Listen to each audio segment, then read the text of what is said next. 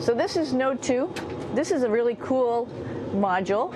Of course, most of these modules you'll see they have 4 sides, and they're put together. That way we could sort of work on a flat plane, either a wall, a floor, another wall, or the ceiling. But you know, again, all you have to do is turn yourself and your reference changes. The reason I'm bringing that up is because this is where 4 out of 6 of us sleep. And so people always ask about sleeping in space. Do you lie down? Are you in a bed?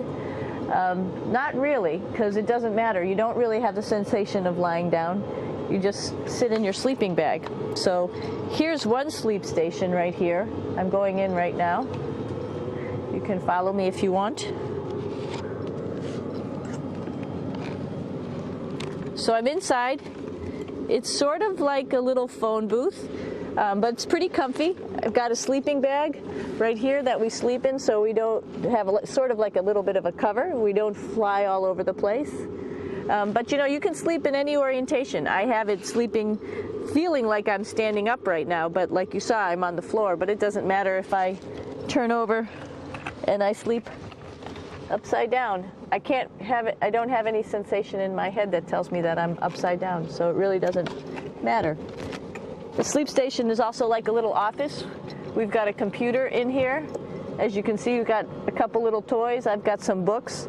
I've got some clothes and other things that make it sort of like home. I'm coming out. And just for reference, that's one sleep station. This one's another. Right here. There's one on the ceiling, if you want to call it. Right here. And then there's a 4th on the other wall over here. So all of us sleep in a little bit of a circle. All right, come on back. There's more to show you.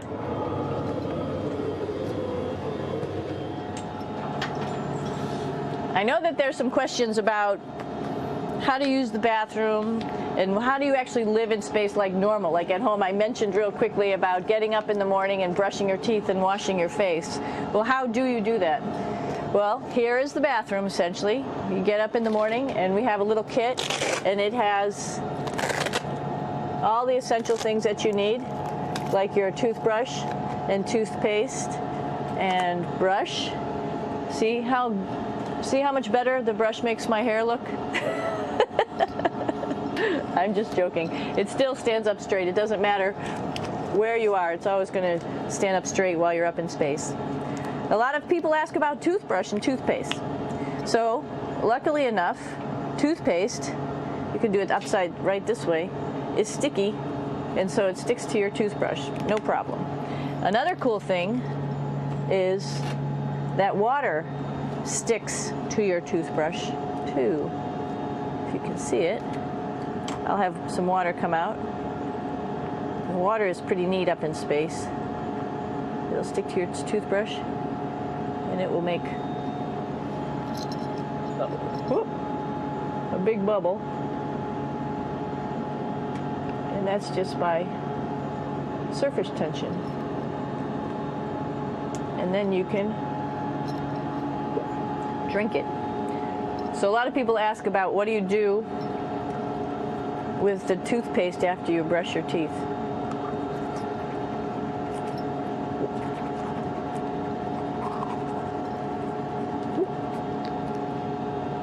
Two options.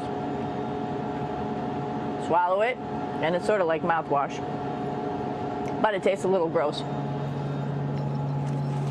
Or you can just spit it out in a paper towel, and then you don't have to worry about it. Swallowing thing I wouldn't recommend at home. I'm only up here for 4 months, so it's not that bad. One of the most pressing questions about living in space, of course, is the bathroom. So let's take a look at that little piece of work. Come on in.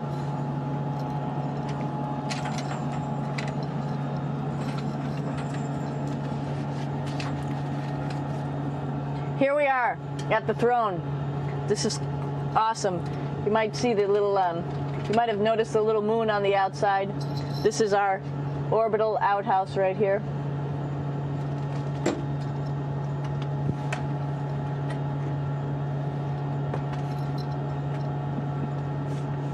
And of course, it serves for two functions.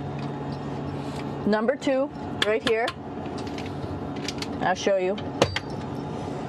But you see it's pretty small, so you have to have pretty good aim, and you be ready to make sure things get let go the right direction. And it smells a little bit, so I'm closing it up. And that's, of course, for number two. And this guy right here is for number one. So they're sort of two slightly separate functions, but you can do a little, essentially both, by hanging on right here and doing number one and number two. I might add it's color coded, so you really don't get it mixed up, which is nice. This is yellows for number one. And also there's a selection of paper. People always ask about toilet paper. What do you do with toilet paper? What kind of toilet paper do you have? We have gloves, just because sometimes it does get messy. We have some Russian wipes, which are a little bit coarse if you like the coarse type of toilet paper. We have some nice tissues, which are nice and soft if you like soft toilet paper. We have Huggies, just for any cleanup. You know, we were all babies once, and this sort of helps. And then if things get really out of control, we have disinfectant wipes, just to make sure we clean up here. Because, you know, just like the water I showed you, the number one stuff can sort of go all over the place if you don't aim correctly. And did I mention both of these have a little bit of suction, so they should keep things going in the right direction.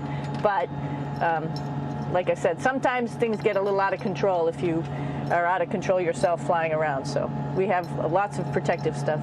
And of course, you do have your privacy. There's a little door, so other people know that you're in there. Here's a pretty cool place. This is sort of like in your house where everybody meets in the morning. After you wash your face, brush your teeth, you want to find something for breakfast. And this is our kitchen. You might notice there's all sorts of foods here.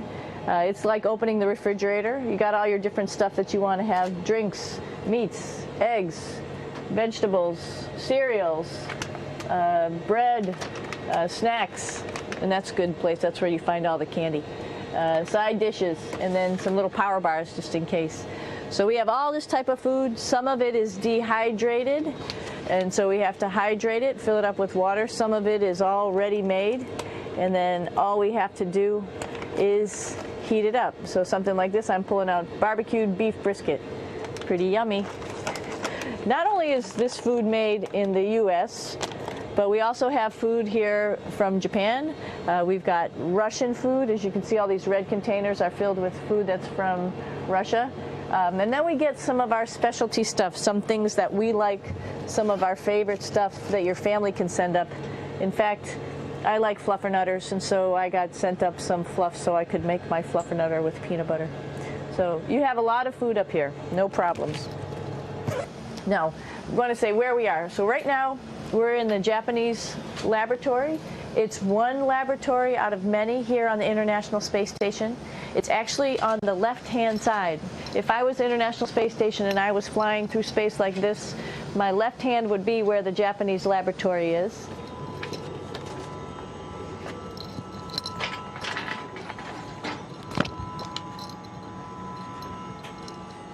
So now again, we're on the right-hand side, all the way on the right of the International Space Station.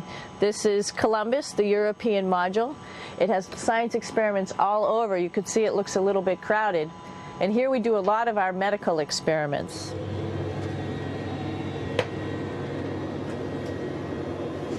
Here we are in the U.S. laboratory. Again, this is a laboratory with science experiments on all of the walls here, all sorts of stuff that we do. And one of the things we also do is we exercise. We have some exercise equipment on board the space station. We need to do that because we lose bone density and muscle mass while we're up here, and that's a result of not having to fight against gravity. So how we keep ourselves in shape are with a bike, a treadmill, and a weightlifting machine. This is the bike. You notice the clip pedals. So all you need to do is actually clip your feet in, and then you can start pedaling. You don't need a seat. because you don't sit down. Actually, I haven't sat down for 6 months now, so you don't need any type of seat. Just make sure you're held in with your pedals. You probably see that the bike bounces around a little bit. As I move it, it's not steady and held to the wall firmly. And the reason for that is the space station is pretty big. You saw that there's also solar arrays on the space station. If we start putting any forces into the space station, it's going to make those solar arrays bounce around a little bit. So to prevent that, the machines bounce around a little bit, move around a little bit, and that way we don't put any forces onto the structure of the spacecraft out to the solar arrays. All right, a little farther on. Come on.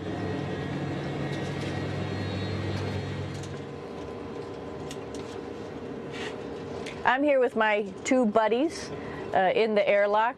Actually, these are two spacesuits that are ready, primed up to go outside, as we call it, to go do a spacewalk in case we have to do anything outside. Some of the things we do outside are just like inside, repairs. We have a lot of electrical boxes and machinery and solar arrays, in fact, that I talked about earlier, that are outside, and sometimes they don't work quite right.